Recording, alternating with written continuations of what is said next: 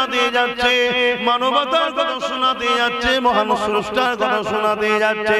তৎকালীন সময় এক জালিম শাসক সেই দেশে যখন প্রবেশ করে, ওই দেশের জালিম শাসক আল্লাহ নবী সাহাবী হযরতে খুবাইব এবং তিনার সাথী সঙ্গীদের ঘরে বন্দী করে নিয়ে চলে যায়। এই বন্দী করে নিয়ে গিয়ে তাদেরকে নানা রকম লোভ দেয়, নানা রকম প্রলোভন দেয়, অনেক ধন দৌলত তাদের সামনে নিয়ে আসে, তাদের সামনে সুন্দরী রমণী নিয়ে আসে, তাদেরকে এমন ভাবে লোভ লালসা দেয়, তোমরা যদি আল্লাহ রাসূলকে ছেড়ে দাও, আমাদের কথাকে মেনে নাও, তাহলে ধন দৌলত পেয়ে যাবে, সুন্দরী রমণী পাবে। আল্লাহ নবী সাহাবারা একটাই কথা বলতে লেগেছে, এ জালিম অত্যাচারীরা, আমাদের মিশন হলো এই জমিনের উপর থেকে অন্যায় জুলুমকে মিটিয়ে দিয়ে আল্লাহর জমিনে আল্লাহর সৃষ্টিকে শান্তি, সাম্য, ইনসাফের সঙ্গে বসবাস করার ব্যবস্থা করে দেওয়া। এই কাজে এসেছি আমরা। তোমরা যতই বলো না কেন, তোমরা যতই লোভ লালসা দাও না কেন, মুহাম্মদ আরবীর কোন গোলামকে তোমরা কিয়ামত পর্যন্ত কিনতে পারবে না।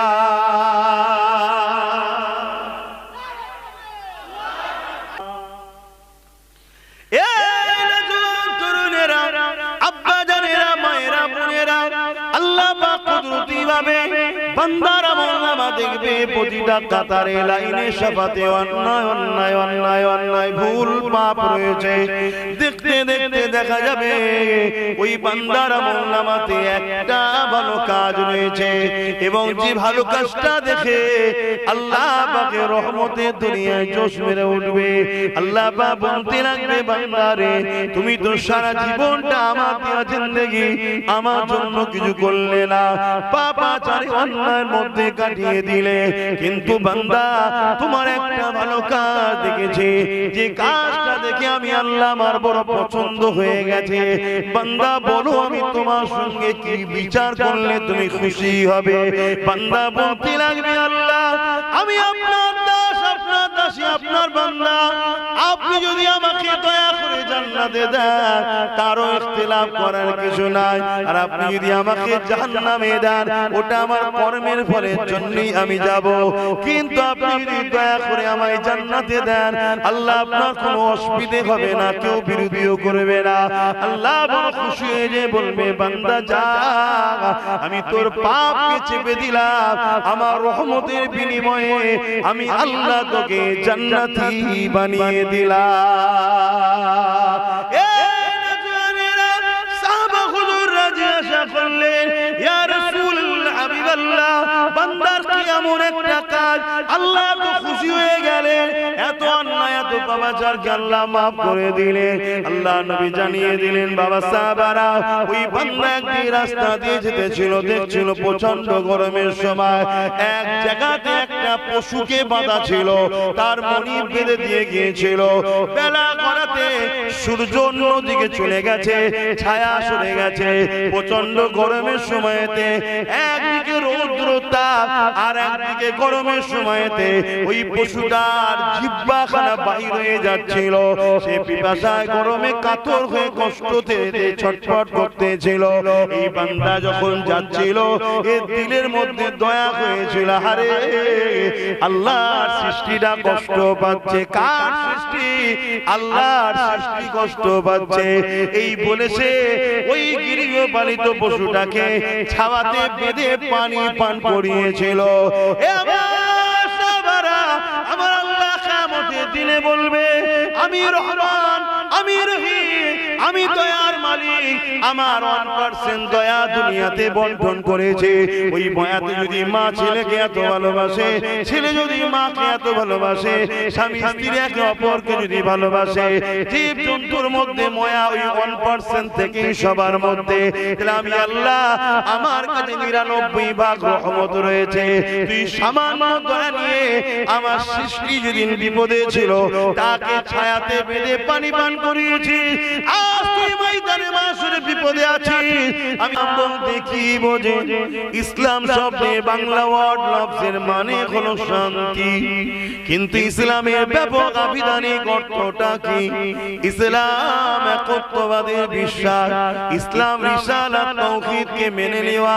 ইসলাম মানে শুধু নামাজ রোজা দাড়ি টুপি নয়। হ্যাঁ, ইসলামের মধ্যে নামাজ আছে, রোজা আছে, দাড়ি আছে, টুপি আছে, কিন্তু এটা ব্যক্তি জীবনের জন্য।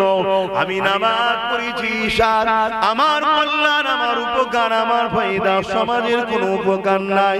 আমি দাড়ি রেখেছি রাসূলুল্লাহ সুন্নাত, আমার উপকার, আমার সবই সুন্নাত রেখেছি, আমি নেকি পাবো। সমাজের আমার দাড়ি রাখাতে কোনো উপকার নাই। আমি মাথায় টুপি পরেছি, এটা আমার ব্যক্তি জীবনের কল্যাণ, রাসূলুল্লাহ সুন্নাতকে পালন করছি।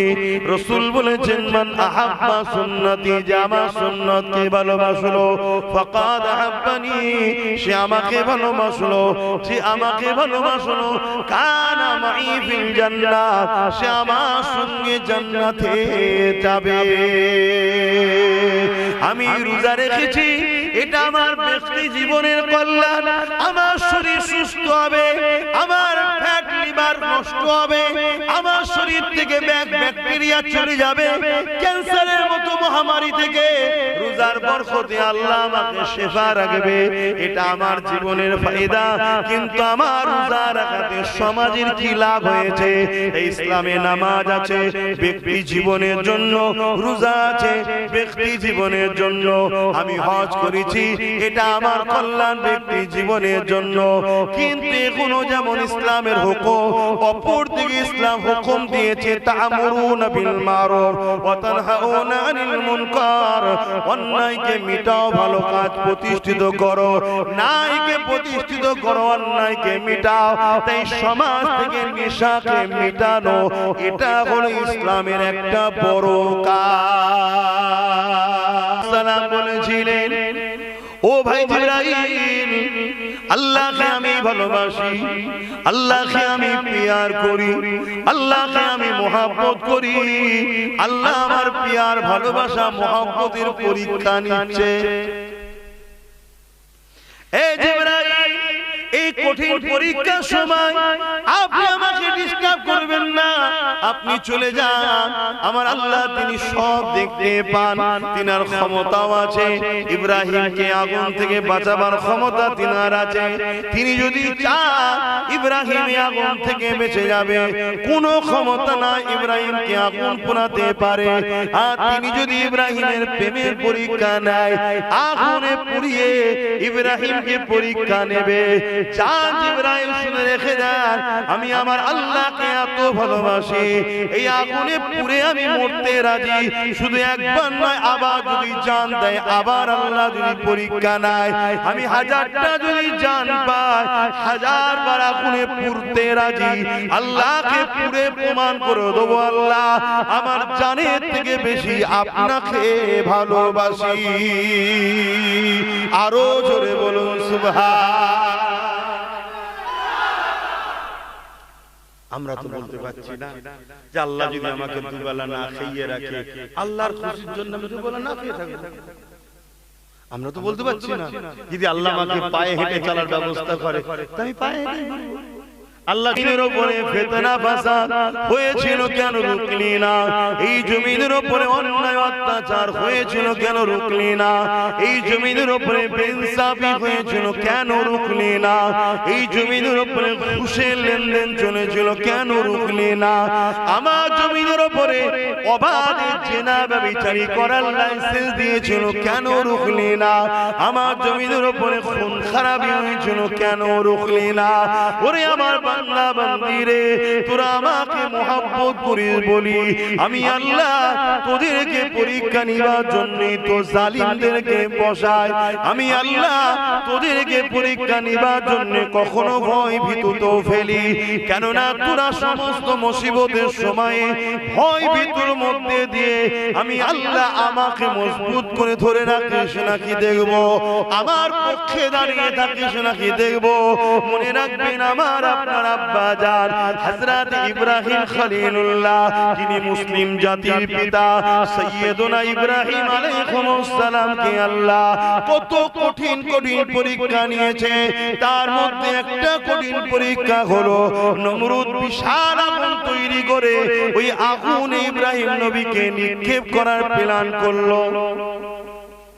বিশাল আগুন বলতে কতটা বোঝেন?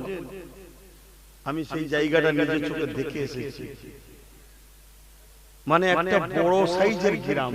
রহমান আমি রহিম, আমি দয়ার মালিক, কেন তোর উপরে দয়া দেখাবো না? যা আমি আল্লাহ আমার দয়ার বিনিময়ে তোকে জান্নাতি বানিয়ে দিলাম। আরো জোরে বলুন সুবহান। ভালোবাসে, একে অপরকে মহব্বত করে, সে রক্তের কানেকশন থাকুক চাই না থাকুক, মানুষ মানুষকে প্যার করে। জীব জন্তু অসহায় তাদের উপরও মহব্বত রাখেন আল্লাহর সৃষ্টি বলে। দেখবেন আল্লাহর পক্ষ থেকে আপনাকে ভালোবাসার প্রচুর লোক আল্লাহ তৈরি করে দেবে এবং আল্লাহর রহমত আপনি পাবেন। সবচেয়ে বড় কথা, পরকালে আল্লাহর রহমতের ওসিলায় আপনি নাজাতও পাবেন। জোরে বলুন সুবহানাল্লাহ।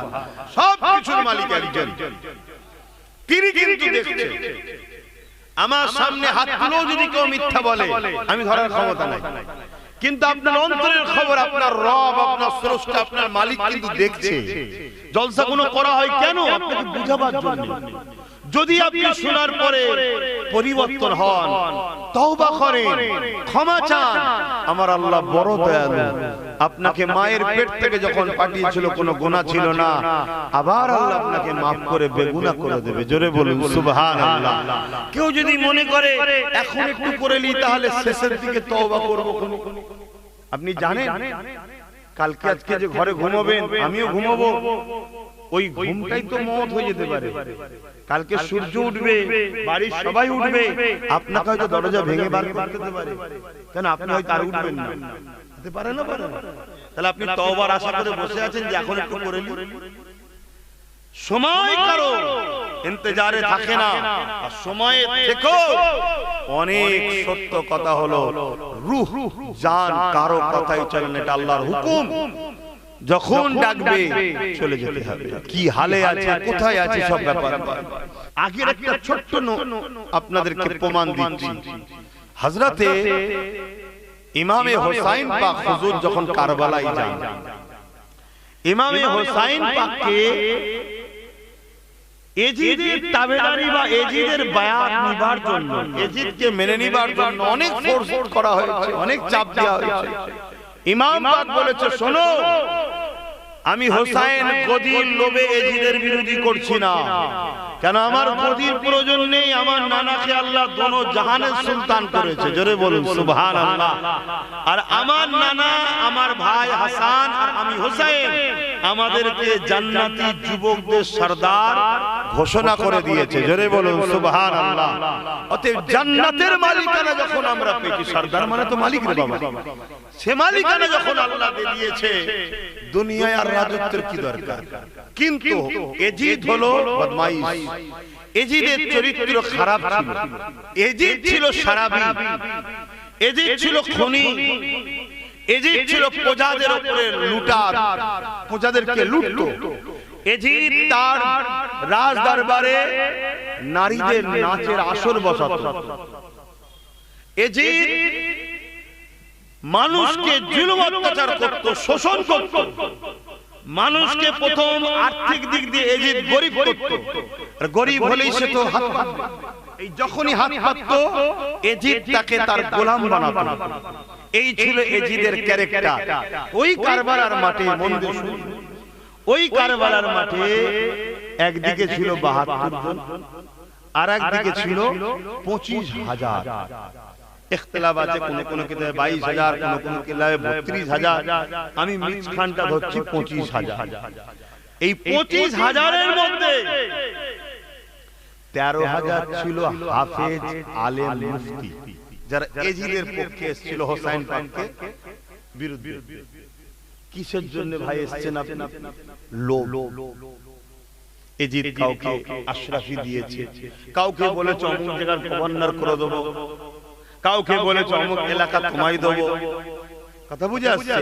এই লোভ লালসায় এজিদের পক্ষে হোসাইনের বিরুদ্ধে 25,000 মুসলমান দাঁড়িয়েছে। তার মধ্যে 13,000 ছিল হাফেজ আলেম মুফতি, 7,000 ছিল আলেম, 3,000 ছিল হাফেজ, 3,000 ছিল মুফতি। ভাবছেন কি গো? তাহলে লোভ আজকে শুধু নয়, সেদিনও শুধু। আর যারা লোভে পড়ে হোসাইন পাকের বিরুদ্ধে গেল তারা কি কামিয়াবি হয়েছে? বলো। আপনি বলবেন কেন হোসাইন তো হেরে গেছে, নাউজুবিল্লাহ, ইজিপ্ট জিতেছে। আরে আপনি কি দেখছেন? আপনার পাড়া কেন পুরো বিশ্ব ঘুরে একটা নাম্বার করেন তো কারণ নাম ইজিদ আছে। আর প্রত্যেকটা পাড়াতে অলিতে গলিতে হোসেন হোসেন হোসেন হোসেন, লাখো কোটি লোকের নাম আছে। আমরা বার্ষিক দেখছি হোসাইন পাকের ধর থেকে কল্লা আলাদা হয়ে গেছে, শের মুবারক। আর এটাই তো হোসাইন দুনিয়াকে প্রমাণ দিল যে আমি কল্লা কেটে দিয়া পছন্দ করেছি, কিন্তু অন্যায়ের সঙ্গে হাত মিলাইনি। পুরো কারবালার ইতিহাস পড়বেন, যত লেখকের আছে পড়ুন। আলহামদুলিল্লাহ, যতটুকু আল্লাহ আমায় জ্ঞান দিয়েছে, আমার পড়াতে তো পাইনি। ইমামে হোসাইন পাকের হাতের কিন্তু কোনো বর্ণনা নাই।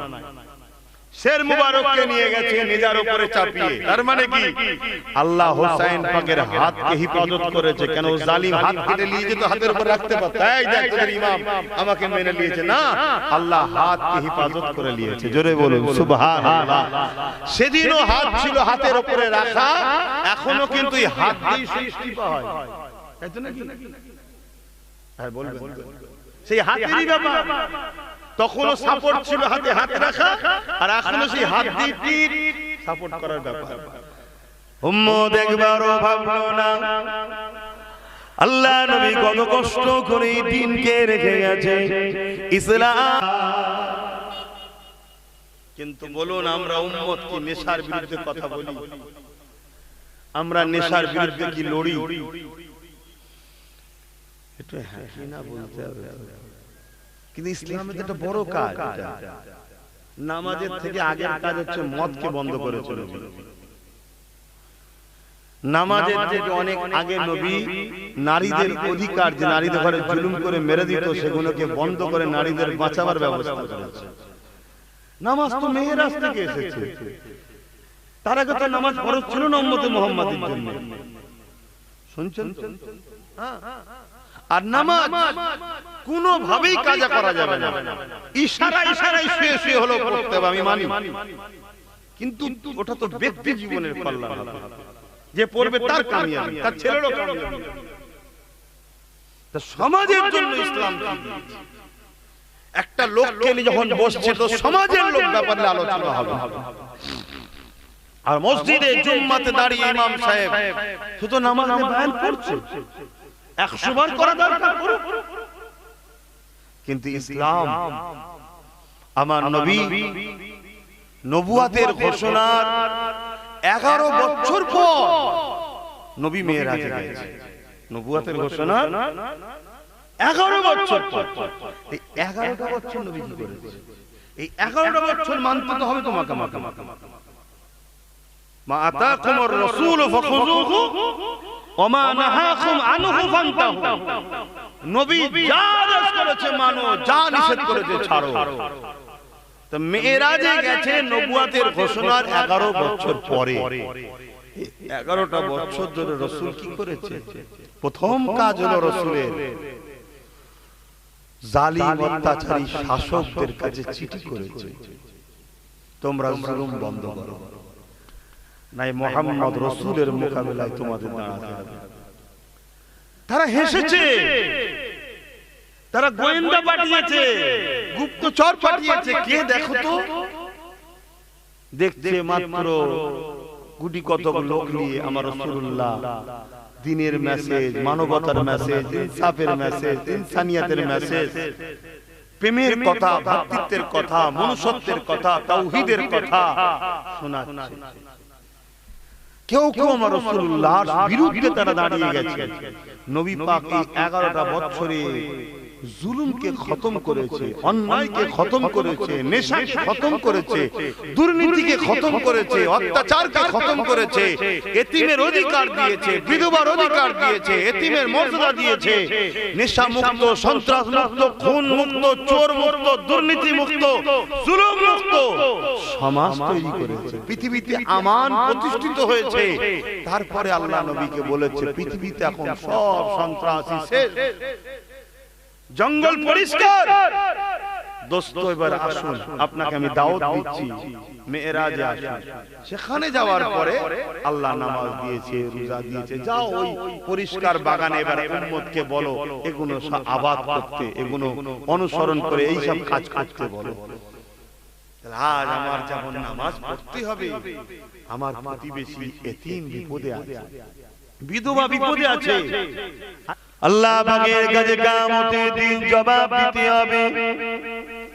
ওরে আমার বান্দা বান্দি রে, জমিন ছিল আমার, এই জমি এত বড় এলাকা, চতুর্দিকে পাহাড় বিছখানটা ঘুরতো, ওইখানে কাঠ জড়ো করেছে, কয়েক মাস ধরে কাঠ জড়ো হয়েছে। কত কাঠ, হাজার হাজার কর্মচারীরা কাজ করছে, সারা পৃথিবীর রাজা ছিল নমরুদ, কাঠ জড়ো করে সেই আগুন ধরিয়েছে।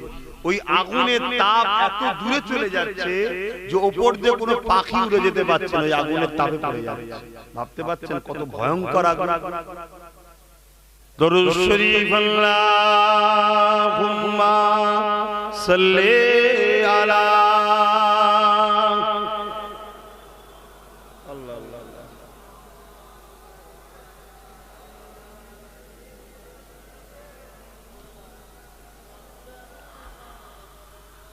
দেখি নাই তোমারে কোনদিন, তবু আছো হৃদয়ে অমনি।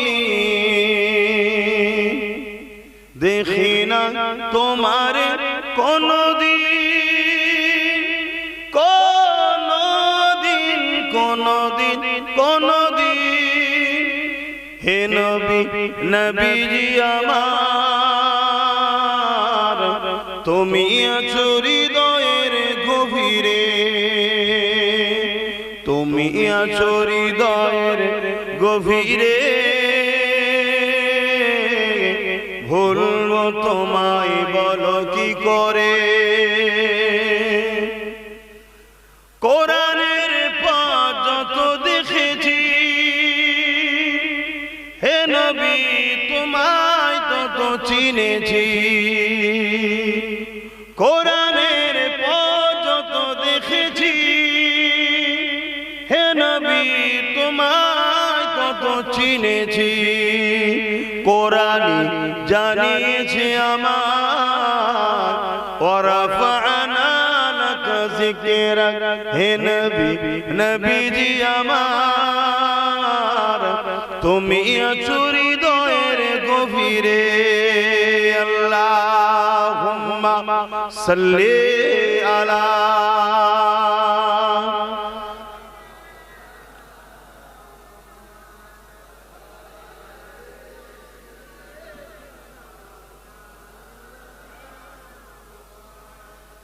আমার আব্বা জানেরা, ভাইরা, মায়েরা, বোনেরা, ছোট ছোট বাচ্চারা, উলামা হযরত গণেরা, ইব্রাহিম আলাইহিস সালাম কে যে আগুন তৈরি করেছিল, এত ভয়ানক এত বড় এলাকা নিয়ে দ্বিতীয় আগুন তো দুনিয়ায় করেন। তার তাপমাত্রা এত বেড়ে গেছে, ইব্রাহিম নবীকে ফেলবে কি করে? তাই তারা একটা ওই কপিকল টাইপের তৈরি করেছে, যেটা দিয়ে ঘুরিয়ে ছুঁড়ে ফেলে দেবে। ইব্রাহিম আলাইহিস সালামকে নিয়ে আসা হয়েছে আগুনের কাছে, নিয়ে এসে বলা হচ্ছে, ইব্রাহিম এখনো সময় আছে, তুমি যদি আমাদের কথা মেনে নাও, শুনছেন, তোমার জীবনটা বেঁচে যাবে। লোভ দেওয়া হচ্ছে, যদি চাও রাজত্বর ভাগীদারিও দেওয়া হবে, একটা এলাকাতে দেবো, তুমি সেই এলাকায় রাজত্ব করবে, আনন্দ ফুর্তি করবে। আব্বাজান ইব্রাহিম আলাইহিস সালাম বলছেন, নমরুদ তুমি বেকার বকে লাভ নাই, তোমার যেটা ইচ্ছা তুমি করো, তবে ফাইসাল্লাহ আমার আল্লাহর কুদরতি হাতে। জোরে বলুন সুবহানাল্লাহ। চরকিতে তুলে দেওয়া হয়েছে, পৃথিবীর রাজা মিজাজি আলাদা। এবার ঘোরাচ্ছে, জিয়া সাল্লাম এসে ধরে ফেলেছে, বলছে সালাম দিয়ে বলছে, ভাই ভাই তোমাকে তো বিশাল আগুনে ফেলেছে, আমি কি কিছু হেল্প করব? আহমদের আব্বার ঈমান কেমন ছিল, সেই বাপের বেটা তো আমরা। আব্বা জান ইব্রাহিম আলাইহিস কি করেছো বলো, ইনার সম্বন্ধে কি করেছো বলো, কি আকীদা ছিল? এটা হলো কবরের ভাইটাল প্রশ্ন। তা আপনাকে আমাকে জিজ্ঞেস করবে, নামাজি, রোজাদা, দাড়িওয়ালা, টুপিওয়ালা, হাজি সব জিজ্ঞেস করবে, হাজি বলো ইনার সম্বন্ধে কি? আমি হজ করেছি, আমি 10 বার হজ। আরে রাখো, ইনার কথা বলো। হজের প্রশ্ন পরে কিয়ামতের দিন হবে। এখানে বলো ইনার সম্বন্ধে কি ধারণা ছিল, তোমার আকীদা বলো। আর ওখানে যদি ধরা পড়ে যায়, শুনছেন, হুজুরকে সিনায় রাখুন, হুজুরকে আদব করুন, হুজুরকে প্যার করুন, হুজুরকে মহব্বত করুন, হুজুরকে চিনুন। আল্লাহ তিনি এখনো রয়েছেন, যিনি নমরুদকে মেরেছে, সাদ্দাতকে মেরেছে, আবু জেহেলকে মেরেছে, সব জালিমকে মিটিয়ে দিয়েছে। আজকের জালিমগুলোর হাত থেকে আপনাদেরকে বাঁচাবে আল্লাহ। আর যদি হুজুরের না হন, আল্লাহ জালিমকেই শক্তিশালী করবে, যাতে করে জালিম আপনাদেরকে সাইজ করে। শুনছেন তো নাকি? মাথায় ঢুকিয়ে এলেন আমার ওয়াজ। যদি পছন্দ হয় যোগাযোগ রাখবেন, শুক্রবার দিন থাকি, আনতে হবে এমনটা নয়, একটু যাতায়াত রাখবেন। আরও ওয়াজ দরবারে বসে করি। আমি হুজুরের কথা মানুষকে প্রচুর শোনাই, আর হুজুরের কথা বলতে গেলে আমার সময়ের খেয়ালও থাকে না, জ্ঞানও থাকে না। কেন আমি জানি, যতদিন জবান রয়েছে হুজুরের কথা বলে জবানের হক আদায় করো। এ জবান পেয়েছি হুজুরের সাদগায়, এ জবান পেয়েছি হুজুরের সাদগাতে, হুজুরের ওসিলাই পেয়েছি। আরে সমস্ত নবীরা নবুয়ত পেয়েছে মোহাম্মদ রসুলের ঝুলি থেকে। জোরে বলুন সুবহানাল্লাহ। আব্বাস সিদ্দিকী তো কুতাকারের কে, বাপ আদম থেকে নিয়ে ঈসা আলাইহিস সালাম সমস্ত নবীরা নবুয়ত পেয়েছে মোহাম্মদ রসুল সাল্লাল্লাহু আলাইহি ওয়াসাল্লামের ঝুলি থেকে। এবং সমস্ত নবীদেরকে নিয়ে আল্লাহ কোরআনে মিসাক নিয়েছে, সাক্ষী নিয়েছে। ওয়া ইজ আখাযাল্লাহু মিসাকাকুম, এই যে আয়াত আছে, হাফেজ সাহেব আরো বেশি বলতে পারবে। আল্লাহ সমস্ত নবীদের থেকে সাক্ষী নিয়েছে, মিসাক নিয়েছে। কি? সমস্ত নবীদেরকে আল্লাহ জিজ্ঞেস করেছে, আমার বন্ধুকে পেলে তোমরা আমার বন্ধুর খেদমত করবে কি বলো? আমার বন্ধুর ওপরে তোমাদের সহযোগিতা, আমার বন্ধুকে সাপোর্ট করবে কি বলো?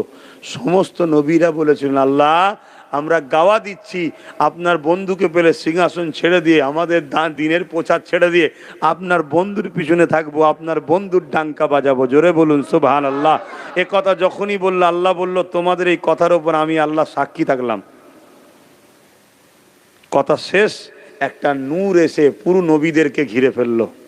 যেমন মেঘলা ছায়া করে, নূর ছায়া করলো। নবীরা জিজ্ঞেস করেন, আল্লাহ এই নূর কিসের? আল্লাহ পাক বলছেন, এটা তো যার সাক্ষী নিলাম সেই মোহাম্মদ রসুল। জোরে বলুন সুবহানাল্লাহ। আজকে সেই নবীকে আমাদের মতো বলা হয়, মরে গেছে বলে, শাফাত করতে পারবে না বলে, শিক্ষা নেই বলে, অক্ষর জ্ঞান নেই বলে, পড়তে পারে না বলে, কি না কি কথা বলছে। মুসলমানদের মধ্যে এক অংশ বলছে না, বলে না। আর এদের বলছে বলেই তো আজকে অমুসলিমদের মধ্যে কিছু লোক তারাও আজকে কমেন্ট করতে শুরু করছে আমার নবীর বিরুদ্ধে। দেখছে, আরে মুসলমানরা বলছে কিছু বলে না, আমরাও একটু রাগ মিটিয়ে নি। শুনছেন না? শোনেন? আসো, মজবুত হও। হে নবী মদিনা হতে সব কিছু পারেন দেখিতে, মোদের লাশ কবরে যদি আমাকে তেরপলের ঘরে রেখে খুশি হয়, আমি তার খুশির জন্য এখানে। আমরা তো সে দাসী নয়, সে দাস তো নয়। আমরা যদি সেই দাস দাসী হতাম, তাহলে আমার মনিব যাতে রাজি, আমি তাদের রাজি হতাম। হ্যাঁ, এই রাজি যদি হতে পারি, একটা দিন পরীক্ষা শেষ হয়ে যাবে। সব সময় নেবে না, একটা দিন পরীক্ষা শেষ হয়ে যাবে, আল্লাহ তার রহমত দেবে, তোমাকে ঘিরে দেবে।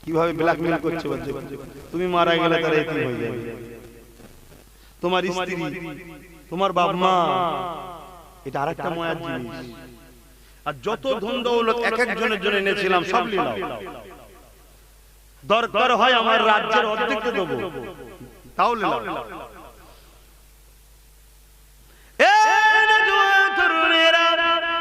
মনে রাখবে নামাজ তো পড়তে হবে, নামাজ পড়া কিন্তু কোনো কষ্টের কাজ নয়।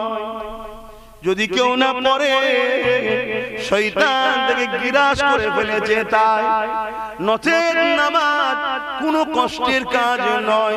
উপরন্তু নামাজ তোমার শরীরকে সুস্থ রাখে। অনেকে হাদিস শোনায়, হযরত ওমর ফারুক বলেছিলেন, হে হাজারে আসওয়াদ, আমি তোমাকে চুমা দিতাম না, তুমি একটা পাথর। এই পর্যন্ত বলে রেখে দেয়। তারপরে হযরতে আলী হুজুর পাশে ছিলেন, উনি কি বলেছিলেন ওটা আর বলে না, কেন ওইখানে বললেই তো মুনাফেক ধরা পড়ে যাবে। ওটা আমি একটু বলে দিই নাকি? আব্বারা কি বলছেন?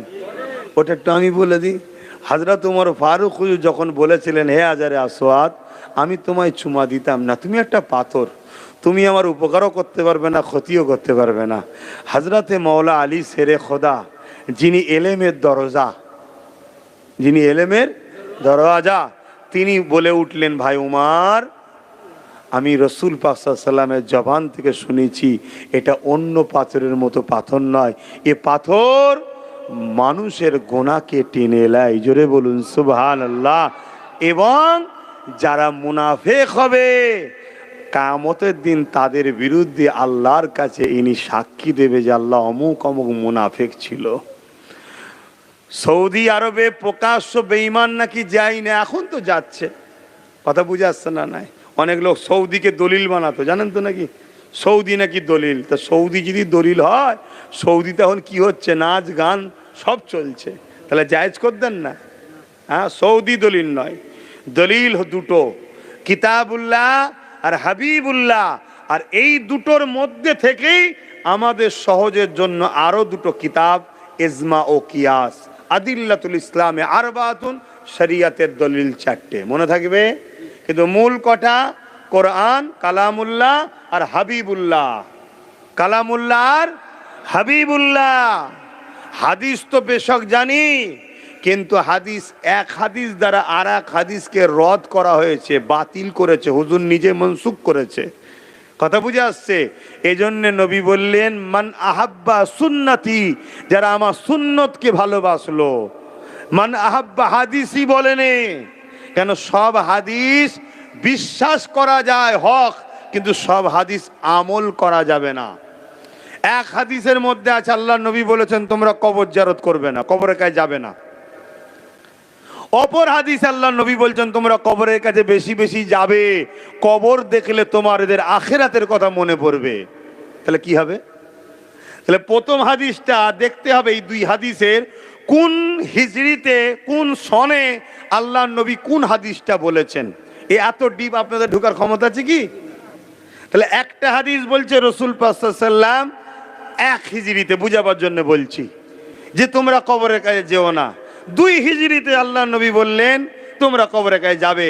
তার মানে কি আগের হাদিসটা এই হাদিস দ্বারা মনসুখ, বাতিল হুজুর নিজে করেছে। আগেরটা বলার কারণ ছিল তখন কবরকে নিয়ে উপাসনা করা হতো, তাই নবী প্রথম বারণ করে দিলেন, টোটাল বন্ধ। মানুষ যখন সব ওই কবর উপাসনা থেকে দূরে সরে গেল, তখন নবী বা সিস্টেম শিখালেন, যাও ফাতিহা শরীফ পড়ো, জিয়ারত করো, যাতে কবরবাসীর জন্য দোয়া করো এবং তোমার জন্য দোয়া চাও, একদিন যেতে হবে, এই কথা তোমার জন্য মনে পড়ে। তাহলে দুটোই হাদিস, দুটোই তোমাকে বিশ্বাস করতে হবে। যে হাদিস লোভ না বললে ঈমান চলে যাবে, কিন্তু আমল করবেন কোন হাদিসটার উপরে? যেটা পরে এসছে। এই জন্য নবী বলেছেন আমার সুন্নতকে দেখো। আমি নবী বিদায় হজে আমার আম্মা যারা আমেনা হুজুরের কবরের কাছে, রওজার কাছে সারা রাত আল্লাহর নবী জিয়ারত করেছে, কেঁদেছে। জোরে বলুন সুবহানাল্লাহ। আজকে যদি কোনো হাজি হজ করতে গিয়ে মা বাপের কবর জিয়ারত না করে চলে যায়, এ হাজির জন্য লজ্জা নয়? হ্যাঁ, তো যাক, আমি কথা বেড়েই যাচ্ছে একের পর এক। তাহলে কি বললাম? পাথরটা গোনা যেমন টানে, পাথরটা আবার যে ভাষা আপনারা বুঝবেন, সৌদি আরবে এমন কোনো মেশিন নাই যে কে মুনাফেক কে মোমেন ধরার, কিন্তু আল্লাহ কাবায় মেশিন বসিয়ে দিয়েছে, হাজার আসওয়াদ। শুনছেন তো নাকি? হ্যাঁ, অনেকে বলে মদিনা শরীফে যেতে হবে না, মক্কা শরীফে চলো, এরকম কথা শোনা যায় না? যায় না? তওবা তওবা তওবা। আরে মক্কা কাবা শরীফ হতো না যদি মোহাম্মদ রসুল না হতো। কাবারও কাবা হলেন মোহাম্মদ সাল্লাল্লাহু আলাইহি ওয়াসাল্লাম। সেখানে যেতে হবে না। তুমি শরিয়াত দেখাচ্ছ যে কাবায় যেতে হবে, শরিয়াতের কি দলিল আছে? কথা তো ঠিকই, শরিয়াত আলাদা জিনিস, ইমান আলাদা জিনিস। শরিয়াত এখানে থাকে, ইমান এখানে থাকে। কাবা হলো এখানের জিনিস, ইসুল হলো এখানের জিনিস। কথা বুঝাতে পারছি তো? হ্যাঁ, অর্থাৎ মদিনায় গিয়ে ইমান ঠিক করো, মক্কায় এসে হজ করো, নেকি লাও। আর ইমানই নেই তো নেকি নিয়ে যাবে কোথায়? পাত্র নেই তো বাজারে মাল কিনেছে, নিয়ে যাবে কি করে পারে? হ্যাঁ, ব্যাগ ভর্তি করে নিয়ে যেতে হবে পরকালে। তো ব্যাগটাই যদি না থাকে তো নিয়ে যাবে কিছু করে? ব্যাগটা হলো ইমান। বোঝাবার জন্য বলছি, কথা বুঝে আসছে? যুব সমাজ, বিভিন্ন রাজ্যে কাজ করতে যাও, কাজ করো, ধর্ম শিখে এসে গ্রামে ফেতনা করোনি, কাজ করো, ব্যবসা বাণিজ্য করো, ভালোভাবে আরো পয়সা ইনকাম বেশি করে করো, হালাল ইনকাম করো, একটার জায়গায় 10টা বুদ্ধি খেটিয়ে ব্যবসা করো। কাজ শিখতে গেছো, কাজ শেখো। ফিরে এসে বাপকে যেন জাহান্নামী, মাকে জাহান্নামী বলুনি যে দাদা হুজুরকে মেনেছে জাহান্নামে হয়ে গেছে, এরকম বলুনি। পূর্ব ভারতের মানুষ মুসলমান হয়েছে দাদা হুজুরের ওসিলাই। কেন? বিভিন্ন জায়গায় তোমরা কাজ কামে যাও তো তোমাদের পিছনে সব চড় ছেড়ে দিয়েছে, চড় ছেড়ে দিয়েছে, নানা রকম ধর্ম শিখাচ্ছে। তাই বললাম, কেন কবরে এক জায়গায় থাকতে হবে, কবরের মধ্যেও ঝগড়া শুরু করতে হবে, শেষকালে ফতোয়া দিয়ে দিয়ে শুরু হয়ে যাবে। ওই জন্য বলে যাচ্ছি, ধর্ম শিখতে যাওনি, কাজ শিখতে গেছো। কাজ শিখে আসো, বাপ মা যেটা করেছে দাদা হুজুরকে ধরে ঠিক ছিল। আসেন, ইয়া নবী সালাম, ইয়া রাসূল, ইয়া হাবিব সালাবা, ইয়া নবী নামো ও পিয়ারা,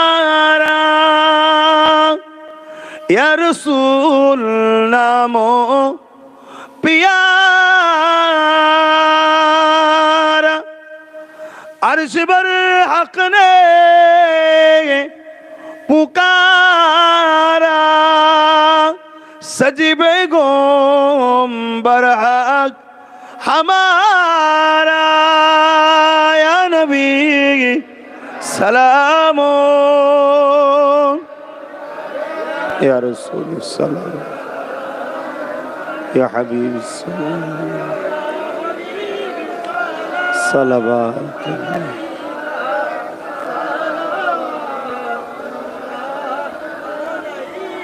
या नबी मदीना होते सब কিছুই পারেন। জোরে বললেন না? মানেন তো আপনারা নাকি? হ্যাঁ, এখানেও আমাদের মধ্যে সমস্যা আছে।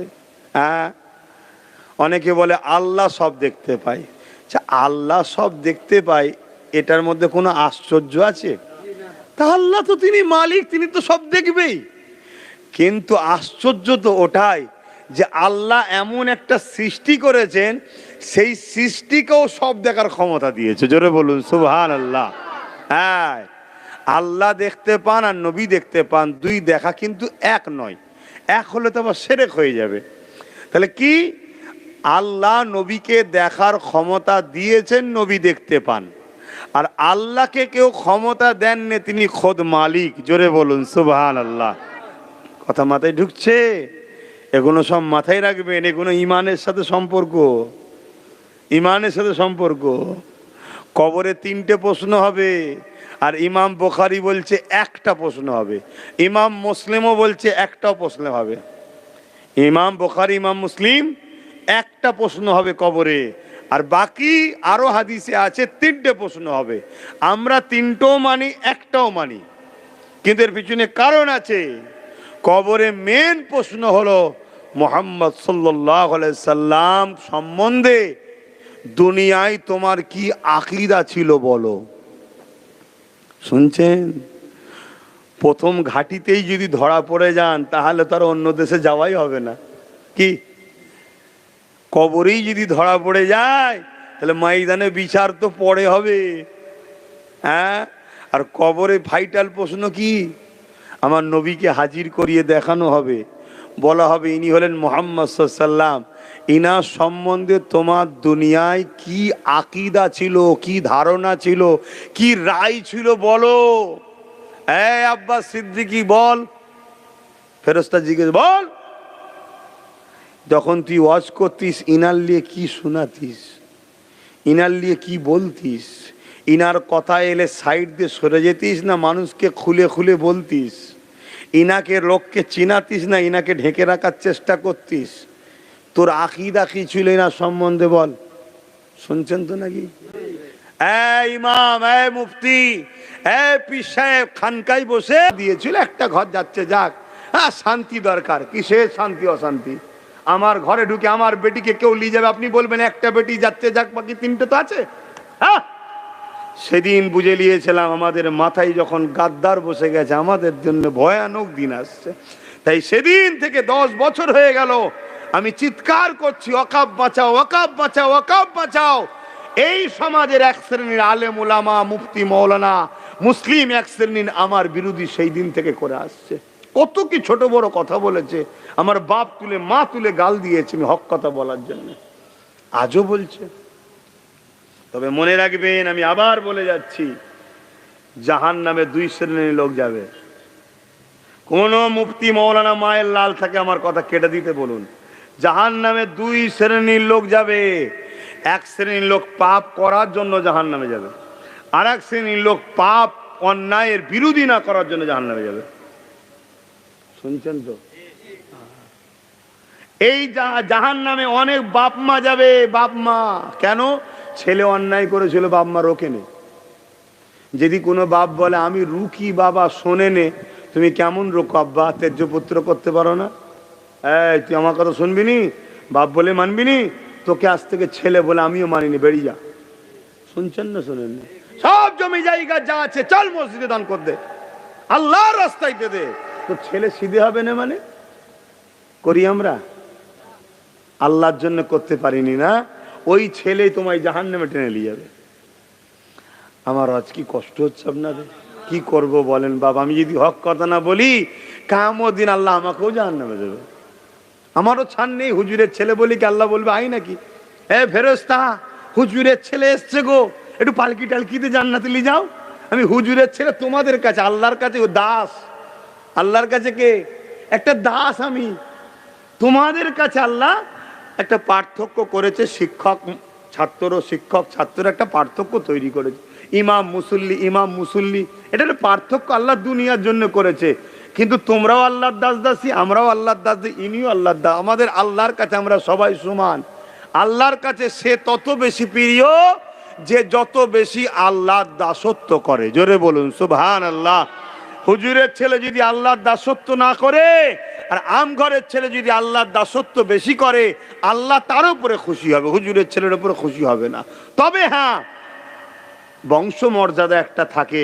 যদি আম ঘরের ছেলে দাসত্ব করে আর হুজুরের ছেলে আল্লাহর অলির ছেলে দাসত্ব করে, তুলনামূলক আম ঘরের ছেলের থেকে অলির ছেলের মর্যাদা আল্লাহ বাড়ায়। কথা বুঝে আসছে না? নাই। কিন্তু তুমি দাসত্ব না করে যদি মনে করো আমি হুজুরের ছেলে রেহাই পেয়ে যাব, এটার নাম ইসলাম নয়। এটা অন্য ক্ষেত্রে চলতে পারে, আমার জানা নাই, ও বিষয়ে আলোচনা করতে চাইছি না। তো আমি বলতে চাইছি এটাই, দিনটা বড় কষ্ট করে আমার নবী প্রতিষ্ঠিত করেছে। আমরা সেই দিনের জন্য কি করলাম বলেন? আমরা আমাদের জমি জায়গার জন্য কেস কামারি করি, আমরা আমাদের জমি জায়গার জন্য উকিল ফিট করি, আমরা আমাদের জমি জায়গার জন্য মারপিট করি, আমরা আমাদের জমি জায়গা নিরাপদে দখলে রাখার জন্য চেষ্টা করি। আমরা আমাদের ইনশাআল্লাহ যাব, তবে আল্লাহর কাছে আশা রাখি আপনি তো বড় দয়ালু, কোনোদিন যেন জাহান্নামে না যেতে হয়। দুনিয়ায় আগুন হাতে লাগলে কত কষ্ট হয় আল্লাহ, তোমার জাহান্নাম কি করে সহ্য করব মালিক। তাই তোমার কাছে ভিক্ষা চাই মালিক, তুমি বেহিসাব আমাদেরকে জান্নাত দিও। বলুন আমিন, বলো না গো আল্লাহুম্মা আমিন। আল্লাহ বড় দয়ালু, তিনি যদি খুশি হয়ে যায় আমাদেরকে জান্নাত যাবার উপযুক্ত বানিয়ে নেবে। দুনিয়াতে অনেক লোক দেখবেন 1-1.5 বছর বিছানায় পড়ে থাকে, থাকে না? থাকে না কেন? আল্লাহ পাক ভালো জানে। তবে হাদিস পাকের মধ্যে আছে দুনিয়ার পাপ দুনিয়াতে আল্লাহ মুছে দেয়। দুনিয়ায় কষ্ট দিয়ে কষ্ট দিয়ে কষ্ট দিয়ে কষ্ট দিয়ে মুছে দেয়। দুনিয়ায় 1 বছর কেন 10 বছর পরে থাকাও ভালো। আখেরাতের কঠিন শাস্তি রে বাপ।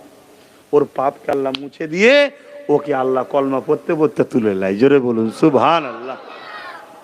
তো এই সময় আমার নবীর তেলাওয়াত শুনে জান্নাতীরা মস্ত হয়ে যাবে। আল্লাহ পাক তখন বলবে, জান্নাতীরা এর থেকেও ভালো আছে, শুনবে? বলবেন না সুবহানাল্লাহ? জান্নাতীরা আর উত্তর দিতে পারবে না যে আল্লাহ এর থেকে ভালো আর কি হতে পারে। আল্লাহ আবার 70,000 নূরের পর্দা সরিয়ে দেবেন। আল্লাহ সরিয়ে দিয়ে জান্নাতীদিগকে তিনি দিদার দিয়ে দেবেন। সুখের দিনে ভুলে থাকলো, কষ্ট তো ডাকি তোমায়, ঠিক না? সবাই ডাকেন না? ডাকেন না? বিপদ হলে ডাকেন তো নাকি? দেখেছেন কেউ মালিককে সেদিন? আল্লাহকে কেউ দেখেছেন? সেই দিন আল্লাহ দেখা দেবে। তা দেখার যদি শখ যায়, একটু তো ত্যাগ স্বীকার করতে হবে কি? হ্যাঁ, তুমি দুনিয়া সামান্য কারো ভালোবাসায় কত ত্যাগ স্বীকার করছো কি? বিবি যদি কিছু পছন্দ করে তুমি সেটার জন্য ত্যাগ স্বীকার করছো। মা বাপ যদি কিছু পছন্দ করে তার জন্য ত্যাগ স্বীকার করছো কি? নিজের জীবনকে একটু সুন্দর রাখার জন্য কত ত্যাগ স্বীকার করছো। হঠাৎ করে ডাক্তার বল দিল তুই মিষ্টি ছুবিনি, খুব অবস্থা খারাপ, কত দামি দামি মিষ্টি এসছে, নিজের একটুখানি ভালো রাখার জন্য, নিজেকে খুশি রাখার জন্য ছেড়ে দিচ্ছে না, তাই না? তোরা সবার জন্য ত্যাগ স্বীকার করছো। তুমি তোমার মালিককে কত ভালোবাসো, তা তাকে দেখবে একটু ত্যাগ স্বীকার করতে হবে না? তো তোমাকে তো কিছু ছাড়তে হবে। এটাই তো প্রেমের পরীক্ষা, যে তোরা আমায় দেখতে চাস বলিস, তা আমার প্রেমে কি করতে পারিস দেখি। একটু মদ খাবি না, চুরি করবি না, জুলুম করবি না, অত্যাচার করবি না, মা বাপকে ভালোবাসবি, হালাল খাবি, হারাম খাবি না, বড়দের সম্মান করবি, ছোটদের স্নেহ করবি, দেশকে ভালোবাসবি। অন্য ধর্মের মানুষ যদি কেউ গরিব হয়, তোর যদি সামর্থ্য থাকে, আমার সৃষ্টি হিসেবে তাকে সেবা করবি, তাকে সহযোগিতা করবি, তার সাথেও ঝগড়া করতে যাবি না। কিন্তু কেউ যদি তোর জানের উপরে হামলা করে, জান বাঁচাবার জন্য লড়াই করবি, আমি জায়েজ করলাম। শুনছেন তো নাকি? এই তো গুটি কত কাজ দিয়েছে আল্লাহ, এইগুলো করতে পারছি না। বছরে একবার রোজা, আর জীবনে একবার হজ, জীবনে একবার। আর কি কাজ দিয়েছে? ডেলি 5 ওয়াক্ত একটু নামাজ আছে, তা কতক্ষণ? 1 ঘন্টা। 5 ওয়াক্ত নামাজ পড়তে 1 ঘন্টাই লাগে তো নাকি? হচ্ছে বেশি লাগে কি? হ্যাঁ, এই তো। এইটুকু কাজ আল্লাহর খুশির জন্য করতে পারছি না। তাহলে জানতে হবে আমরা ইবলিস শয়তানের খপ্পরে পড়ে গেছি, ধোকায় পড়ে গেছি। আর এই খপ্পর থেকে বেরোবার উপায় কি?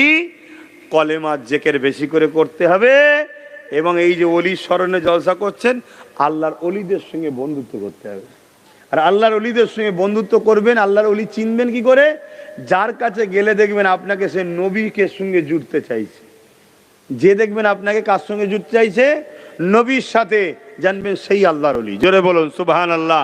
আর নবীর সঙ্গে যখন আপনি জুড়ে যাবেন, কামলিওয়ালা আপনাকে খবের মধ্যে এসেই আল্লাহর সঙ্গে জুড়ে দেবে। জোরে বলুন সুবহানাল্লাহ। এটা সিস্টেম রে বাপ, আমাদের ক্ষমতা নেই ডাইরেক্ট রবের সঙ্গে জুড়ার।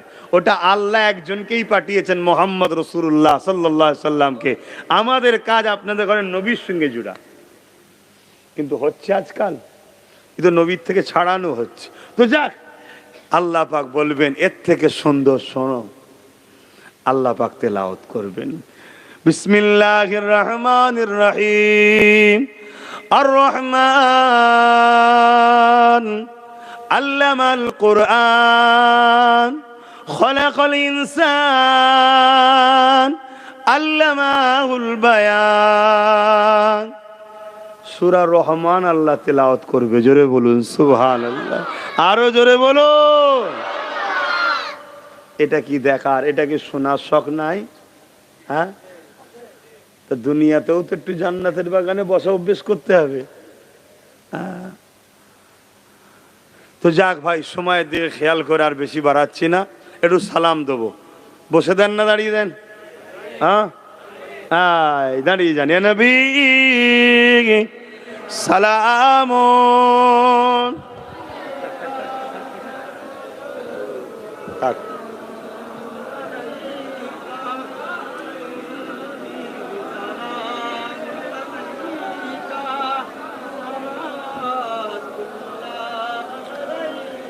এই যে বসে দেন না দাঁড়িয়ে দেন জিজ্ঞেস করলাম কেন? আমাদের মুসলমানদের মধ্যেই একটা ইখতিলাফ আছে না নাই? এই ইখতিলাফটা করানো হচ্ছে, এটা প্ল্যান মাফিক তৈরি করা হচ্ছে। কেউ কেউ বসে দেয়, কেউ কেউ দাঁড়িয়ে দেয়। আমরা দাঁড়িয়ে দিই, কিন্তু কেউ যদি বসে দেয় আমরা তাদের বিরুদ্ধে কোনো ফতোয়া দিই? জোরে বলুন। তা ফতোয়া যখন দিইনি তাহলে ঝগড়া থাকবে কি? ফতোয়া দিলেই তো ঝগড়া হবে। ও বসে আছে, ও মুনাফেক, ও বেঈমান, ও কাফের, তখনই তো ঝগড়া হয়। আমরা কিন্তু দিই না। কেন? যে বসে আছে তার প্রেম, তার আদব, তার ভালোবাসা তার কাছে, সে জবাব দেবে। কিন্তু আমরা দাঁড়িয়ে দিই। কেন দাঁড়িয়ে দিই? নবী সাহাবা হুজুররা দাঁড়িয়ে দিতেন। জোরে বলুন সুবহানাল্লাহ। তা সাহাবা হুজুরদের সুন্নত আমরা পালন করি। সাহাবাদের সুন্নত পালন করতে হবে। কেন? সাহাবা হুজুররা হলো শরীয়তের মাপকাঠি। জোরে বলুন সুবহানাল্লাহ। কিন্তু দুঃখের সাথে বলতে হয়, কিছু লোক আছে তারা আমরা দাঁড়ালে আমাদের বিরুদ্ধে ফতোয়াবাজি করে। তাহলে ফিতনা লাগাচ্ছেন আপনারা কেন? আপনি বসে আছেন, আমি তো ফতোয়া দিই না, তাহলে আমারটা আপনি ফতোয়াবাজি করছেন কেন? আম মানুষ কি বোঝে? যদি ফতোয়া দিতে হয় আলেমে আলেমে বসে সেটিং করলে তো হয়। কি ভুল ঠিক নিজেদের মধ্যে আলেমে আলেমে বসে ঠিক করলে হয় না? আম মানুষ কি বোঝে? আম মানুষ এক মজলিসে এসেছে, একজন হয়তো কাউকে মানে, সে হুজুর বলেছে বসে দিবি, মাহফিলে বসে সালাম দিচ্ছে। আবার কেউ বলেছে দাঁড়িয়ে দিবি, সে দাঁড়িয়ে দিচ্ছে। এখানে তো ইখতিলাফ হওয়ার কোনো বিষয় আছে কি ভাই? কেন? আমার দাদা হুজুর বলেছেন কেউ বসে দিলে তাকে বাবা টেনে তুলতে যেও না। আমি দিই, তোমরা দেবে। আর আমি দিই কেন? আমার নবী সাহাবারা দিয়েছেন।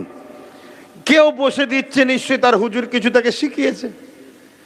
কিন্তু আমি দাঁড়িয়েছি, আমার বিরুদ্ধে যদি আপনি ফতোয়া দেন, আপনি যদি আমাকে বেদাতি বলেন, জাহান্নামী বলেন, তাহলে আমার রাগ হওয়াটা স্বাভাবিক তো নাকি ভাই? তাহলে তখন আমি আপনার বিষয়ে ফতোয়া দেবো কি? তবে আমি একটা কথা বলে যাই, কেউ যদি বসে সালাম দেয় তার বিরুদ্ধে আমাদের কোনো ফতোয়া নাই। কিন্তু কেউ যদি আমাদের বিরোধী করে তার বিষয়ে অবশ্যই আহলে সুন্নাত ওয়াল জামাআতের ফতোয়া আছে। সে হলো বিয়াদব, গোস্তাকে রসুল, আর বিয়াদবের ঈমান থাকে না। শুনছেন তো নাকি? বসে সালাম দিচ্ছে তাকে আমি বিয়াদব বলবো না, আমার অধিকার নেই। সেটা হুজুরের কাছে সে জবাব দেবে। কথা বুঝে আসছে না? নাই। কিন্তু আমার বিরোধী যখন করলো, তার মানে কি? ও আমার এই আদবটা ওর পছন্দ নয়। হুজুরকে আমরা সম্মান করছি, ওর পছন্দ নয়। আর হুজুর আছেন কোথায়? ইমাম বুখারী বলছেন এবং কোরআনে আল্লাহ বলছেন, আমি আল্লাহ মানুষের সার আগের থেকে কাছে আছি, আর আমার রসুল মোমেনের জানের থেকেও কাছে আছে। জোরে বলুন সুবহানাল্লাহ। খুব সাবধান। নবীর আদব আর প্রেমের নাম হলো ঈমান। ঈমান রেখে আপনি সেজদা দেন, ওই সেজদা আল্লাহর কুদরতি কদমে মাথাটা পড়ে। ঈমান রেখে আপনি রোজা রাখেন, ওই রোজা আপনার জান্নাতে বাবু সম দরজা দিয়ে আপনাকে আল্লাহ ঢুকাবে। ঈমান রেখে আপনি হজ করেন, হাজারে আসওয়াদ কিয়ামতের দিনে আপনার জন্য জান্নাতে সুপারিশ করবে। জোরে বলুন সুবহানাল্লাহ। আর ঈমান না রেখে 100 বার যদি হজ করেন আর 1000 বার যদি হাজারে আসওয়াদে চুমা দেন, মনে রাখবেন কিয়ামতের দিন হাজারে আসওয়াদই বলবে যে আল্লাহ এ মুনাফিক ছিল। জানেন তো নাকি হাদিসটা? আমরা কোটি কোটি মুসলমান তাদের ঝান্ডা ধরে ঘুরে বেড়াচ্ছি, যারা প্ল্যান মাফিক ক্ষমতায় বসে আমার মসজিদ গুলোকে মিটাচ্ছে, আমার মাদ্রাসার শিক্ষক বন্ধ করে মাদ্রাসাকে মিটাচ্ছে, যারা আজকে প্ল্যান মাফিক মুসলমান ছেলেদেরকে কর্মসংস্থান দিয়ে পিছিয়ে দিয়ে তাদের অর্থনীতিকে ধ্বংস করে দিতে লেগেছে, যাতে করে মুসলমান ধর্মের জন্য অর্থ খরচ না করতে পারে, কোন রকম সংসার বাড়ি চলছে না, তো ধর্মের জন্য কি দান করবে?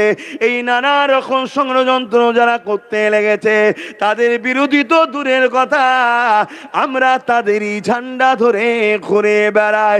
মনে রাখবেন, আল্লাহ পাক ছাড় ফেরাউনকে দিয়েছিল, ছেড়ে দেয়নি। আল্লাহ নমরুদকেও ছাড় দিয়েছিল, ছেড়ে দেয়নি। আল্লাহ সাদ্দাতকেও ছাড় দিয়েছিল, ছেড়ে দেয়নি। আল্লাহ ছাড় আমাদেরকেও দিয়েছে, ছেড়ে কিন্তু দেয়নি। একদিন উঠতে হবে, সুম্মা নুফিকা উখরা ফাইজা হুম কিয়ামুন ইয়ানজুরুন, ময়দানে মাশরে, যেদিন তোমার দুনিয়ার কোনো দাদা দিদি নেতা কেতা কাউকে পাওয়া যাবে না। যেদিন দুনিয়ায় তোমার সন্তান তোমাকে জমিনে শোয়াবে, তোমার বুকে পা দিয়ে দাঁড়াবে, স্বামী স্ত্রীর বুকে পা দিয়ে দাঁড়িয়ে যাবে, যে যার উপরে ক্ষমতা চলবে তার বুকে পা দিয়ে দাঁড়িয়ে যাবে। সাহাবা হুজুররা কাঁদতে লাগলেন, বলতে লাগলেন, ইয়া রাসূলুল্লাহ, হাবিবাল্লাহ, এই দিন আমাদের কি হবে উপায়? আল্লাহ নবী জানিয়ে দিলে, এ আমার সাহাবারা, আমার উম্মত উম্মতিদেরকে জানিয়ে দিও, ওই দিনে তাদের কোনো চিন্তা নাই, যারা দুনিয়া জমিনে আমাদেরকে সাচ্চা পেয়ার করেছিল, আমাদের জন্য লড়াই করেছিল, আমাদের জন্যই বন্ধুত্ব করেছিল, আমাদের বিরুদ্ধে কোনো কথা করে জানের ময়া করতো না, তারা সঙ্গে সঙ্গে তা প্রোটেস্ট করতো, লড়াই করতো। মনে রাখবে আমার সাহাবারা, এ হযরত আলী রে, আমরা যেখানে থাকবো আমাদের খাদেম প্রেমিক গুণ সেই জায়গাতেই থাকবে।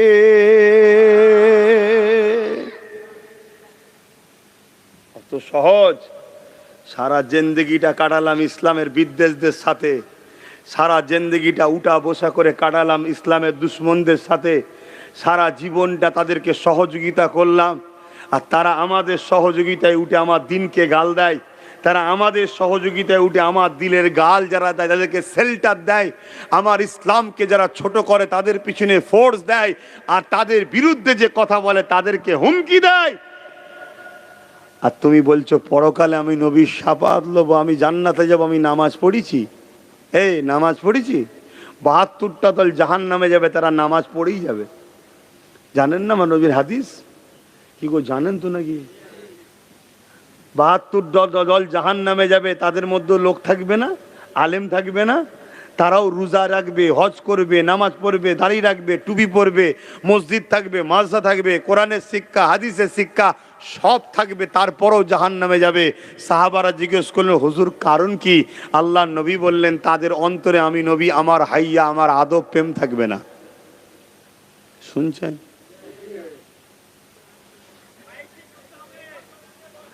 আমারও মনে হচ্ছে একটু ডিস্টার্ব হয়ে গেল একবার। ওহ, আর ঠিক করে কি হবে, যাবারও হুজুরের সময় হয়ে গেছে। আমার কথায় আপনারা কষ্ট পেলে আমার কিচ্ছু করার নেই বাপজান ভাই আমার। আমি চাই এই যে একসাথে আমরা বসেছি, জানেন কিয়ামতের দিনে ওয়াজ হবে, জান্নাতে ওয়াজ হবে, জানেন তো নাকি? হ্যাঁ, জান্নাতে আল্লাহ পাক সমস্ত জান্নাতীদের ঘরে জান্নাতে দেবেন। আল্লাহ যেন আমাদেরও দেন, বলুন আল্লাহুম্মা আমিন।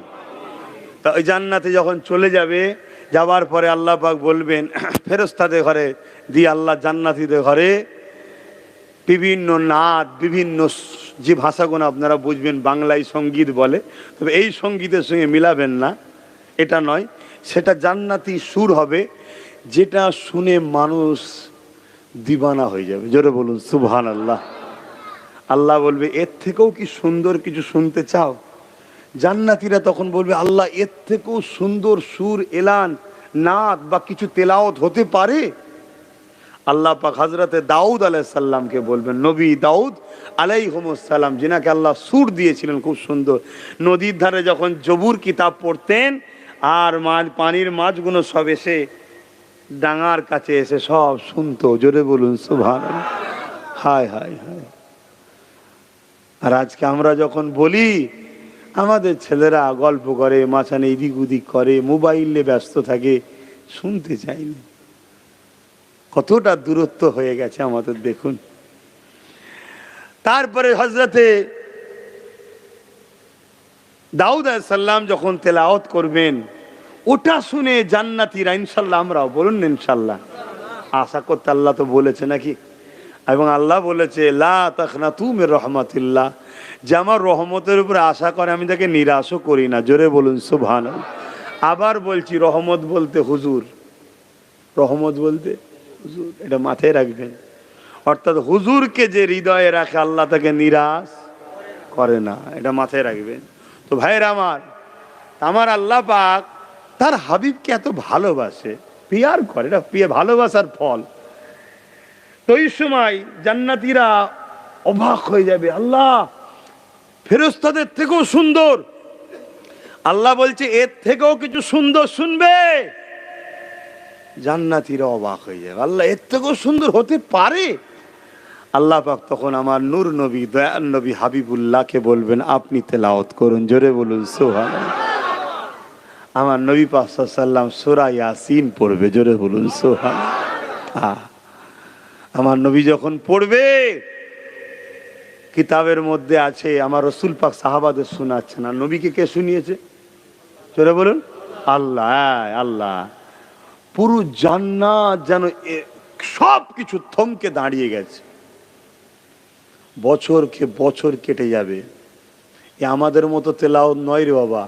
বছর, আপনি ভাববেন সূরা ইয়াসিন এইটুকু সূরা, না, তখন বছরকে বছর পার হয়ে যাবে, মানুষের হুঁশি থাকবে না, তেলাওয়াত শুনতে থাকবে, তেলাওয়াত হতেই থাকবে, হুজুর তেলাওয়াত করতে থাকবে। আল্লাহ পাক আবার আর আওয়াজ দেবেন, এ আমার জান্নাতীরা বলো কেমন লাগলো? কত সুন্দর কথা বলেন। তা আল্লাহ জিজ্ঞেস করবে আমাদের ঘরে, ইনশাল্লাহ বলুন। আমি তো আশা করে আছি আমি জান্নাত যাব, আপনাদের কি আশা নেই? কেন? আমি পাপী ঠিকই, আমি অস্বীকার করছি না, কিন্তু আমার মধ্যে একটা খসলত আছে, এটা আল্লাহই দিয়েছে, আমি আমার নবীর দুশমন নই। এটাই আমার পরিচয়, বাস এইটাই আমার আশা, এটাই আমার সাহারা, এটারই ওসিলায় মারধর খেয়ে হোক, যাই হোক, আজাব খেটে হোক, একদিন না একদিন